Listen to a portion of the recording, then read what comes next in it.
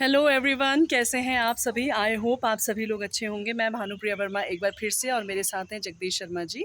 नमस्कार। और आज जो है हम बात करने वाले हैं सायर साजी को लेकर के। सायर उत्सव जो है हिमाचल प्रदेश में बड़ी ही धूमधाम से मनाया जाता है। और क्या है सायर उत्सव और इसकी क्या इम्पोर्टेंस है, इसके बारे में हमें आज इन्फॉर्मेशन देने वाले हैं फ़िलहाल सबसे पहले जगदीश शर्मा जी। तो जगदीश जी, सबसे पहले आपका हम स्वागत करते हैं हमारे इस चैनल पर।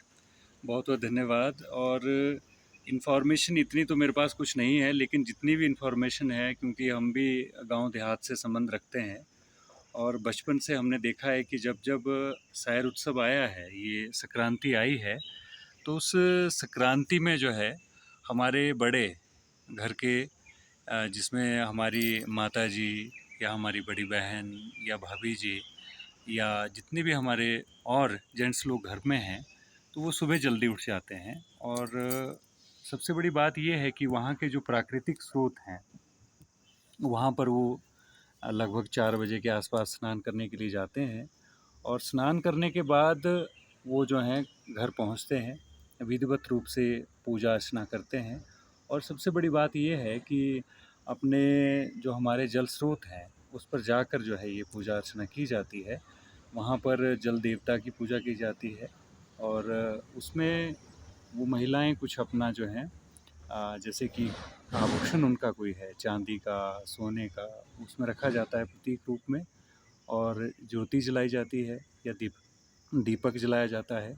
और उसमें जैसे हमारी फसल पकने का भी ये सूचक है ये संक्रांति, तो इसमें मक्की के कुछ दाने, अखरोट और कुछ इसमें नैवेद्य उस जल स्रोत पर चढ़ाया जाता है। और एक चीज़ और है कि उसमें कुछ गाया जाता है, क्योंकि ये शायर एक विशेष रूप से उत्सव के रूप में मनाया जाता है। शायर गाई जाती है, महिलाएं खूब इसको गाती हैं। सुबह सुबह जल स्रोत से जब जल लाया जाता है, तो कहा जाता है कि ये जल उस दिन, विशेषतः इसी दिन, वो गंगा जल जैसा होता है और उसको वर्ष भर जो है अपने प्रयोग के लिए जितने भी हमारे धार्मिक या मांगलिक कार्य होते हैं उसमें उस जल का प्रयोग किया जाता है। और वो शायर गाती हुई जो है वहाँ घर पर पहुँचती है। सबको उस दीपक से जो है ज्योति दिखाई जाती है।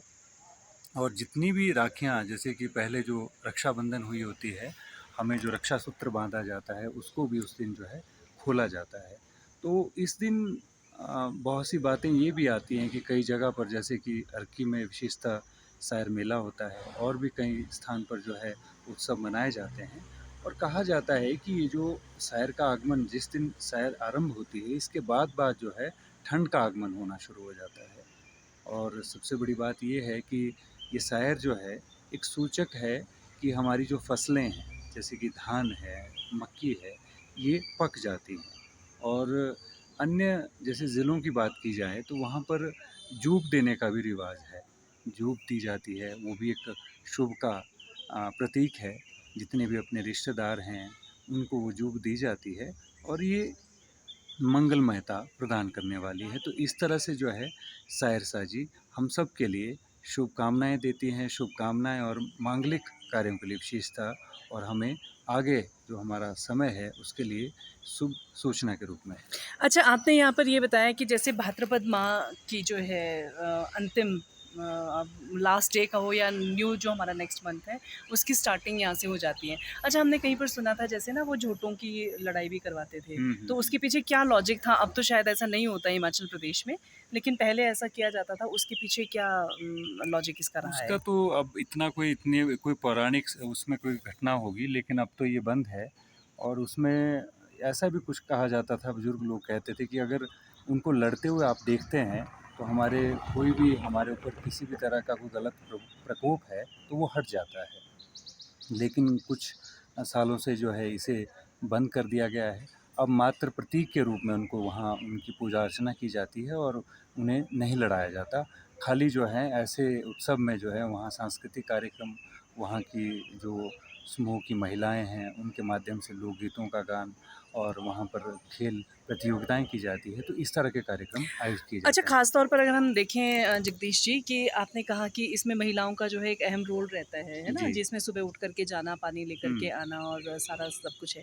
तो क्या ये सायर उत्सव जो है आपने कहा इसमें गाया भी जाता है, तो कोई विशेष तरीके का कोई लोकगीत होता है वे क्या होता है? मतलब क्या गाया जाता है, उसमें क्या कहा जाता है? इसको विशेष यही है जैसे कि शायर है, इसको शेर भी कहते हैं। हुँ, तो हो सकता है कि रीजन के हिसाब से कई जगह पर इसका नाम अलग हो नाम भी सकता है। अलग हो। हुँ। तो वो शायर ही गाई जाती है।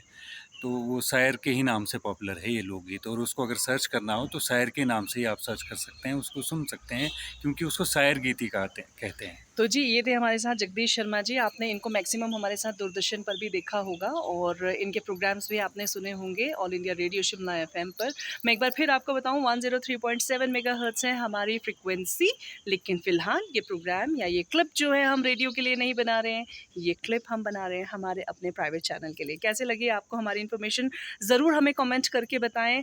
लाइक, कमेंट, शेयर आप ज़रूर करें। भानुप्रिया वर्मा @शिमला व्लॉग्स है हमारे चैनल का नाम और मैं यूं ही वापस आके आपके लिए बहुत सारी इंटरेस्टिंग इन्फॉर्मेशंस लाती रहूँगी। Thank you. नमस्कार।